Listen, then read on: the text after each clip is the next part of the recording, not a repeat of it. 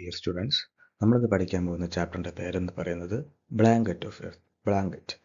ആ ബ്ലാങ്കറ്റ് എന്ന് പറയുന്ന വാക്കിൽ തന്നെ ഉണ്ട്. എന്താണ് ബ്ലാങ്കറ്റ്? നമ്മൾ എല്ലാവരും കേട്ടിട്ടുള്ള കാര്യമാണ്. എന്താണ് ബ്ലാങ്കറ്റ്?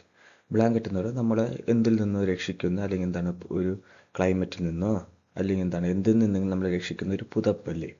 ഒരു പുതപ്പിനെയാണ് നമ്മൾ ആ വാക്കിനാണ് എന്ന് പറയുന്നത് ബ്ലാങ്കറ്റ് എന്ന് പറയുന്നത്, അല്ലേ? അപ്പോൾ നമ്മൾ ഈ ചാപ്റ്ററിൽ പറയുന്നത് ബ്ലാങ്കറ്റ് ഓഫ് എർത്ത്. എർത്തിൻ്റെ ബ്ലാങ്കറ്റ്, അല്ലെങ്കിൽ എർത്തിൻ്റെ പുതപ്പ് എന്തെന്നാണ് നമ്മൾ ഈ ചാപ്റ്ററിൽ പഠിക്കാൻ പോകുന്നത്. ഈ ചാപ്റ്ററിൽ നമുക്ക് ഒരുപാട് കാര്യങ്ങൾ പഠിക്കാനുണ്ട്. അതിൽ നമ്മൾ കുറച്ച് പോർഷൻസ് നമ്മളിപ്പോൾ നോക്കുന്നതാണ്. ഇതിൻ്റെ അകത്ത് നമുക്ക് അറ്റ്മോസ്ഫിയറിക് കമ്പോസിഷൻസിനെ പറ്റി പഠിക്കാനുണ്ട്, പിന്നെ ഗ്യാസിനെ പറ്റി പഠിക്കാനുണ്ട്, മോയിസ്ചറിനെ പറ്റി പഠിക്കാനുണ്ട്. ഒരുപാട് കാര്യങ്ങൾ നമുക്ക് ഈ ചാപ്റ്റർ തന്നെ പഠിക്കാനുണ്ട്. അപ്പോൾ നമ്മൾ ഈ ചാപ്റ്ററിൻ്റെ പേരെന്താണ്? Blanket of earth. ഈ വാക്കിൽ തന്നെയുണ്ട്. നമ്മൾ ഈ ചാപ്റ്റർ പഠിക്കുന്ന എല്ലാ കാര്യങ്ങളും ഈ ഒരൊറ്റ വാക്കിൽ തന്നെ നമുക്ക് മനസ്സിലാക്കാൻ പറ്റുന്നുണ്ട്.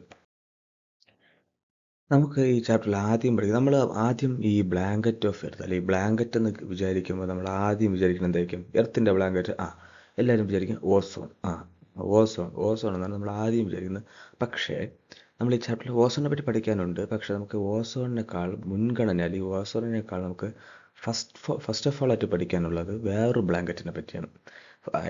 ഓസോൺ എന്ന് പറയുന്നത് നമ്മുടെ എർത്തിൻ്റെ ഔട്ടർ ലെയറിൽ വരുന്ന ഒരു ബ്ലാങ്കറ്റാണെന്ന് തോന്നുന്നു ഓസോൺ എന്ന് പറയുന്നത്. പക്ഷേ നമുക്ക് ഈ ചാപ്റ്ററിൽ ഫസ്റ്റത്തെ പോർഷനായിട്ട് നമുക്ക് പഠിക്കാനുള്ളത് എർത്തിൻ്റെ അകത്ത്, ഇന്നർ ഭാഗത്തുള്ള ഒരു ലെയർ.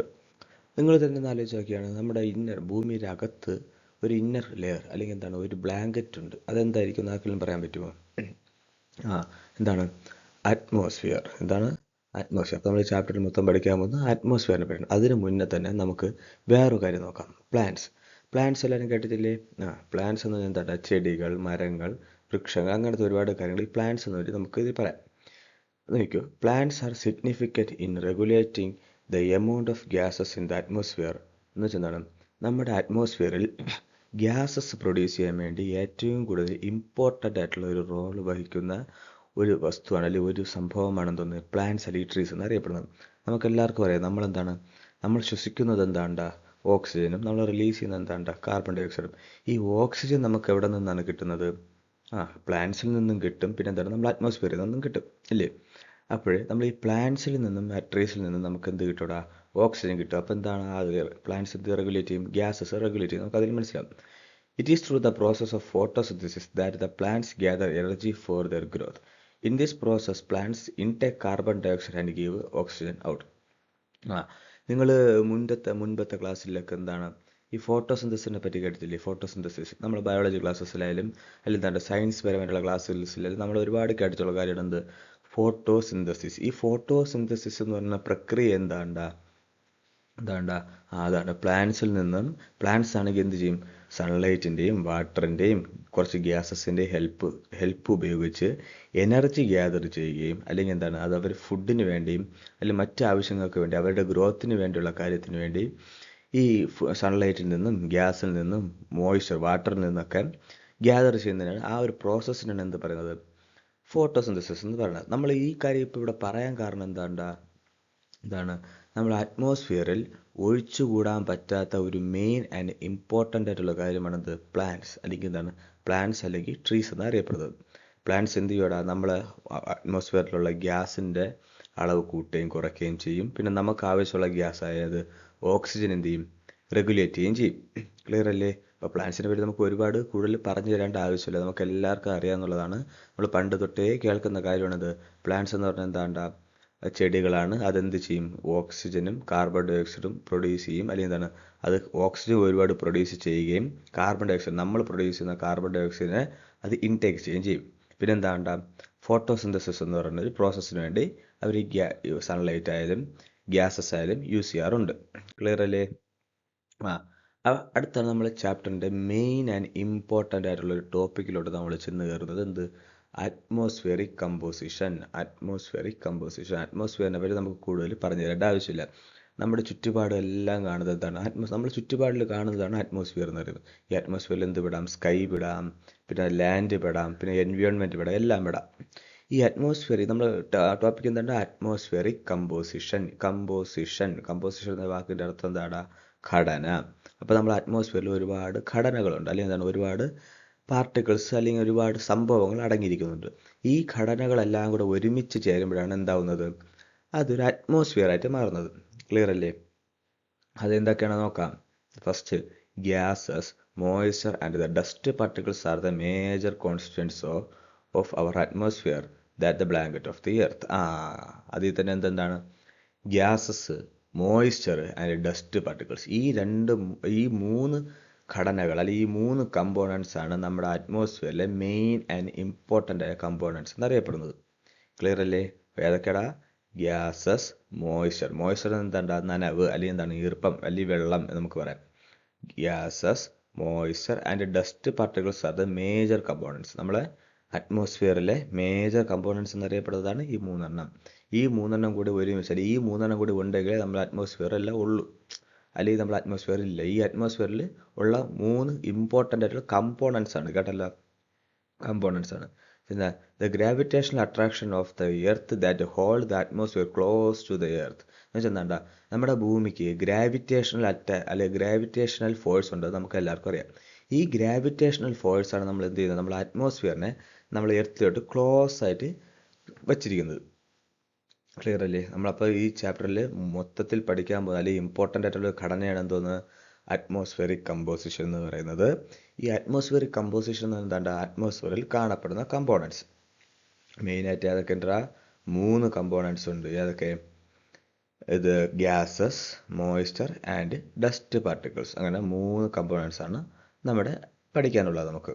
ക്ലിയർ അല്ലേ? അടുത്താണ് നമുക്ക് പറയുന്നത്, ഫസ്റ്റ് നമുക്ക് ഘടന അല്ലെങ്കിൽ ഫസ്റ്റ് കമ്പോണൻസിലോട്ട് പോകാം. എന്താണ്? Atmospheric gases. എന്താണ്? Atmospheric gases. ഈ അറ്റ്മോസ്ഫിയറിക് ഗ്യാസസ് എന്ന് പറയുമ്പോൾ നമുക്കറിയാം, ഈ ഗ്യാസ് എന്ന് പറഞ്ഞാൽ എന്താ, നമ്മളെല്ലാം അറിയാം എന്താണ്, വായുവിൽ കാണപ്പെടുന്ന അല്ലെങ്കിൽ ഗ്യാസ്. എന്താണ്? ഓക്സിജൻ ആവാം, നൈട്രജൻ ആവാം, പിന്നെ എന്താണ്, കാർബൺ ഡൈ ഓക്സൈഡ് ആവാം. അങ്ങനത്തെ ഗ്യാസ് കണ്ടാൽ എന്താണ്, നമ്മൾ കണ്ണിൽ കാണാൻ പറ്റാത്ത മോളിക്യൂൾസ് അകലെ ദൂരത്തിലുള്ള ഘടനയാണ് എന്താണ്, അറ്റ്മോസ്ഫിയറിക് ഗ്യാസസ് അല്ലെങ്കിൽ ഗ്യാസസ് എന്നറിയപ്പെടുന്നത്. ക്ലിയർ അല്ലേ? അപ്പോൾ നമ്മളെ അറ്റ്മോസ്ഫിയറിക് കമ്പോണൻസിലെ മെയിൻ ആൻഡ് ഇമ്പോർട്ടൻ്റ് ആയിട്ടുള്ള ഫസ്റ്റത്തെ കമ്പോണൻ്റ് ആണ് എന്തോന്ന്, അറ്റ്മോസ്ഫിയറിക് ഗ്യാസ് എന്ന് പറയുന്നത്.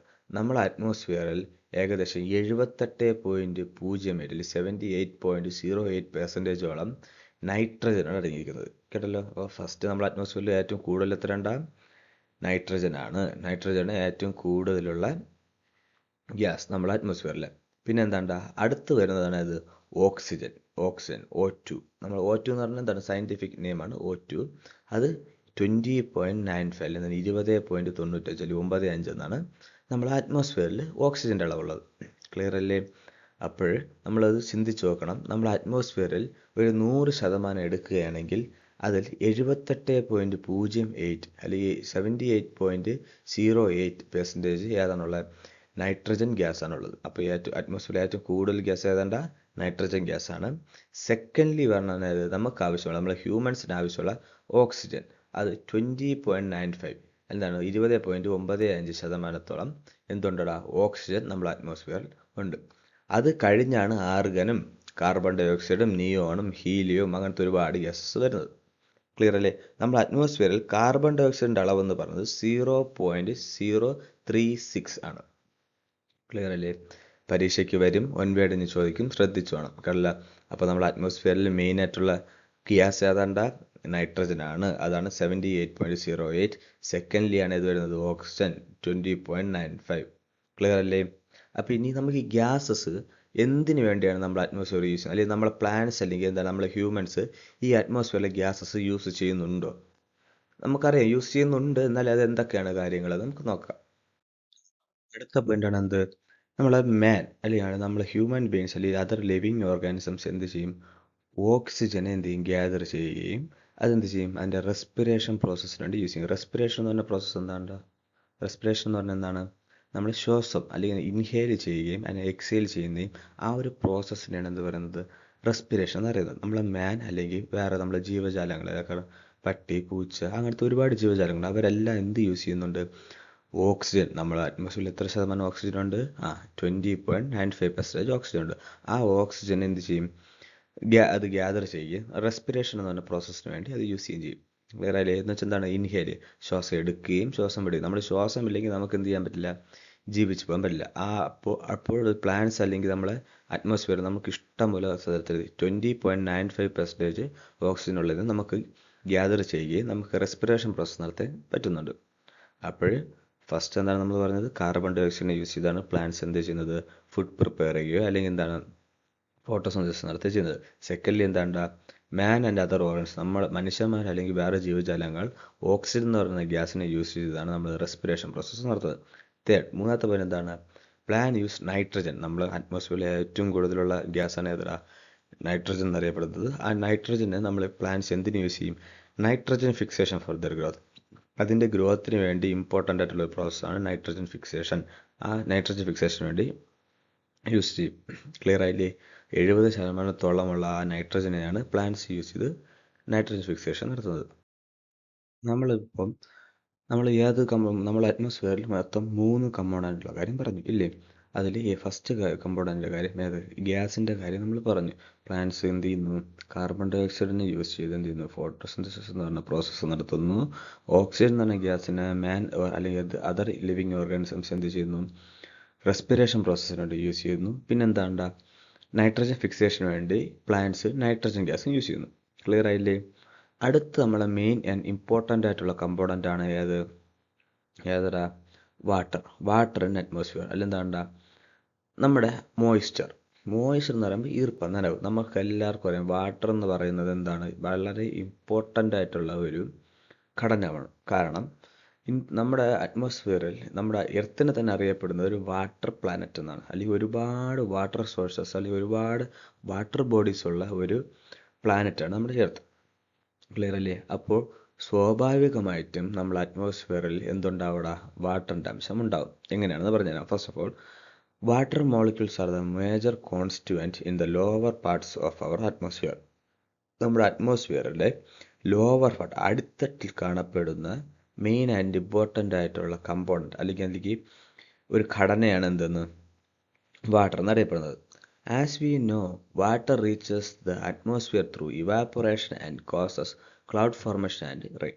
എന്താണ്, നമ്മൾ കൊച്ചിലെ തൊട്ടേ, നമ്മൾ കുഞ്ഞ് ക്ലാസ് തൊട്ടേ നമ്മൾ കേട്ടുവരുന്ന ഒരു കാര്യമാണ് ഇവാപ്പറേഷൻ അല്ലേ? ഇവാപ്പറേഷൻ എന്താണ്, നമ്മുടെ അറ്റ്മോസ്ഫിയർ അല്ലെങ്കിൽ നമ്മുടെ സർഫേസ്, നമ്മുടെ ഭൂമിയുടെ സർഫേസിലുള്ള വാട്ടർ ബോഡീസ് ഏതൊക്കെയാണ്, ഓഷ്യൻ ആവാം, പിന്നെന്താണ് ലേക്സ് ആവാം, പോണ്ട് ആവാം, ഒരുപാട് വാട്ടർ ബോഡീസ് നമ്മുടെ ഭൂമിയിൽ കാണപ്പെടുന്നു.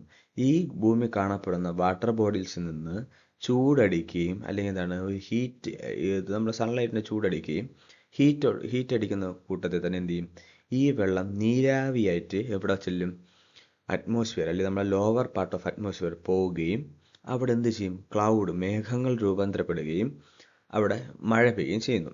ക്ലിയർ അല്ലേ? നമ്മളിത് കുഞ്ഞു ക്ലാസ്സിലോട്ടേ കേൾക്കുന്നതാണ്.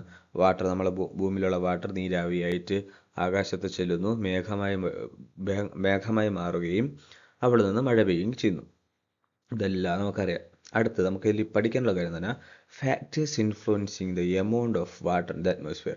നമ്മുടെ അറ്റ്മോസ്ഫിയറിലെ എമൗണ്ട് ഓഫ് വാട്ടറിന് ഫാക്ടേഴ്സ് ഉണ്ട്. എന്ന് വെച്ചാൽ നമ്മൾ ആ എർത്തിൽ അല്ലെങ്കിൽ നമ്മളെ അറ്റ്മോസ്ഫിയറിൽ എമൗണ്ട് ഓഫ് വാട്ടർ കൂടുകയും കുറയുകയും ചെയ്യുന്നതിന് കുറച്ച് ഫാക്ടേഴ്സ് ഉണ്ട്. ഫസ്റ്റ് ഫാക്ടർ എന്ന് പറഞ്ഞാൽ എന്താണ്ടാ, rate of evaporation will be high at the places experience higher temperature, so water content in such places will be high.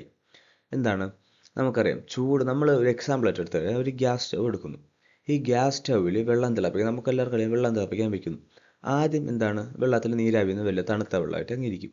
പിന്നെ ചൂട് കൂട്ടി നമ്മൾ ആ ഗ്യാസ് നമ്മൾ ആ വെള്ളം ചൂടാക്കുന്നതനുസരിച്ച് എന്ത് ചെയ്യും, ഒരു 5-10 മിനിറ്റ് കഴിയുമ്പം ഈ വെള്ളം ചൂടാവുകയും അതിൽ നിന്ന് ആവി പോവുകയും അല്ലെങ്കിൽ നീരാവി പോവുകയും ചെയ്യും. ഈ നീരാവിയിൽ അവിടെ നമ്മളൊരു പാത്രമോ അല്ലെങ്കിൽ നമ്മളെ കയ്യോ എന്തെങ്കിലും പാത്രം കൊണ്ട് വെച്ച് പാത്രം അല്ല വെക്കുകയാണെങ്കിൽ കുറേ നേരം കഴിയുമ്പം ആ നീരാവി തട്ടി അവിടെ നിന്ന് തന്നെ വെള്ളം തുള്ളിയായിട്ട് വീഴാറുണ്ട്. ക്ലിയർലി ഇങ്ങനെ പരീക്ഷണം ചെയ്ത് നോക്കണം കേട്ടോ. അങ്ങനെ ചെയ്യുന്ന കാരണം എന്താണ്ടാ, നമ്മുടെ വാട്ടർ എന്ത് ചെയ്യുന്നു, ചൂട് കൂടുന്നതിനനുസരിച്ച് ചൂട് കൂടുമ്പോൾ അവിടെ നിന്ന് ഇവാപ്പറേറ്റ് ചെയ്തിട്ട് മുകളിലോട്ട് പോകുന്നതാണ്. അതാണ് ഇവിടെയും പറയുന്നത്. എന്താണ്, rate of evaporation will be high. അവിടെ ചില സ്ഥലത്ത് റേറ്റ് ഓഫ് ഇവാപ്പറേഷൻ കൂടുതലായിരിക്കും. എങ്ങനെയായിരിക്കും, എക്സ്പീരിയൻസ് ഹയർ ടെമ്പറേച്ചർ, ഭയങ്കര ചൂടുള്ള സ്ഥലത്ത് അല്ലെങ്കിൽ ടെമ്പറേച്ചർ കൂടുതലുള്ള സ്ഥലത്ത് എന്ത് ചെയ്യും, ഇവാപ്പറേഷൻ കൂടുതലായിരിക്കും. ക്ലിയർ അല്ലേ? നമുക്കറിയാം ചൂട് കൂടുമ്പം വെള്ളം വറ്റുകയും അല്ലെങ്കിൽ എന്താണ് വെള്ളം നീരാവുകയും ചാൻസ് വളരെ കൂടുതലാണ്. അങ്ങനെ നീരാവിയായിട്ട് പോകുമ്പോൾ നമ്മൾ അറ്റ്മോസ്ഫിയറിൽ അവിടുത്തെ സ്ഥലത്ത് നനവ് അല്ലെങ്കിൽ എന്താണ് മോയ്സ്ചറായിട്ട് നിൽക്കാൻ ചാൻസ് വളരെ കൂടുതലാണ്. സെക്കൻഡ് പോയിന്റ് എന്താണ്, the amount of water will be high in the atmosphere close to the surface water sources such as ocean, river and other water bodies. നമ്മൾ നേരത്തെ പറഞ്ഞ എന്താ, ടെമ്പറേച്ചർ കൂടുതലുള്ള സ്ഥലത്തുള്ള വെള്ളം വറ്റിപ്പോവുകയും അവിടെ എന്താണ് അവിടെ വെള്ളത്തിൻ്റെ അംശം കൂടുക ചാൻസ് ഉണ്ട്. സെക്കൻഡ് എന്താ, ടെമ്പറേച്ചറിൻ്റെ കാര്യമല്ല, നമ്മൾ വാട്ടർ ബോഡീസ് ഇല്ലേ, നമ്മൾ ഓഷ്യൻ ആവാം, നമ്മളെ കടൽ തീരമാവാം, പിന്നെന്താവാം, നമ്മളെ പോൺസ് ആവാം, കുളങ്ങളാവാം, അല്ലെങ്കിൽ എന്താണ് ലേക്സ് ആവാം. അവിടെയുള്ള സ്ഥലങ്ങൾ അല്ല, അങ്ങനത്തെ സ്ഥലങ്ങളുള്ളിടത്തും എന്ത് ചെയ്യാം, അറ്റ്മോസ്ഫിയറിൽ മോയ്സ്ചർ കണ്ട അല്ലെങ്കിൽ എന്താണ് വാട്ടറിൻ്റെ അംശം കൂടുതലായിരിക്കും. കാരണം എന്താ, ചൂടടിക്കുന്നതനുസരിച്ച് അല്ലെങ്കിൽ വെയിലടിക്കുന്നതനുസരിച്ച് എന്ത് ചെയ്യും, ഇവിടെ നിന്നുള്ള വെള്ളം എന്താവും, ഇവാപറേറ്റ് ആയി പോകും. അപ്പോൾ നോർമലി അവിടെ വാട്ടർ ഉള്ളതുകൊണ്ട് നമ്മൾ അറ്റ്മോസ്ഫിയറിൽ എന്ത് ചെയ്യും, വാട്ടർ കണ്ടന്റ് കൂടുതലായിരിക്കും. ക്ലിയർ അല്ലേ, മനസ്സിലായില്ലേ? നമ്മളപ്പോൾ എന്താണ് പഠിച്ചത്, നമ്മൾ ഇന്ന് 2 പോയിന്റ്സ്, നമ്മൾ അറ്റ്മോസ്ഫിയറിൽ മൊത്തം 3 കമ്പോണൻസ് ഉണ്ട്, അതിൽ 2 കമ്പോണൻസ് ഇന്ന് പഠിച്ചിട്ടുണ്ട് ഇല്ലേ. ഫസ്റ്റ് ഓഫ് ഓൾ ഏതാണ്ട ഗ്യാസ് എന്ന് പറയുന്നത് എന്താണ്, ഗ്യാസ് നമ്മൾ അറ്റ്മോസ്ഫിയറിലെ ഏറ്റവും ഇമ്പോർട്ടൻ്റ് ആയിട്ടുള്ള കമ്പോണൻ്റ് ആണ്.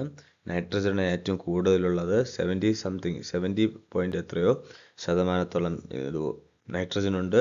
പിന്നെ വാട്ടർ തന്നെ 95% വാട്ടർ ഉണ്ട്. ക്ലിയർ അല്ലേ? വാട്ടറിൽ ഓക്സിജൻ ഉണ്ട്. ക്ലിയർ അല്ലേ? പിന്നെന്താണ്, കാർബൺ ഡൈ ഓക്സൈഡിൻ്റെ കാര്യം പറഞ്ഞു. പിന്നെന്താണ്, ഈ ഗ്യാസസ് എന്തിനാണ് നമ്മൾ ഹ്യൂമൻസ് ആയാലും പ്ലാന്റ്സിനായാലും എന്തിനൊക്കെ രീതിയിലാണ് യൂസ് ചെയ്യുന്നതെന്ന് പറഞ്ഞു. അടുത്ത് നമ്മൾ പഠിച്ച കമ്പോണൻ്റ് ആണ് എന്തോന്ന്, വാട്ടർ. അറ്റ്മോസ്ഫിയറിലെ വാട്ടറിൻ്റെ കണ്ടന്റ് എന്താണെന്ന് പറഞ്ഞു. വാട്ടറിൻ്റെ കണ്ടന്റ് എങ്ങനെയാണ് കൂടുന്നതെന്നും കുറയുന്നതെന്നും പറഞ്ഞു. ക്ലിയർ അല്ലേ? ഓക്കെ അല്ലേ?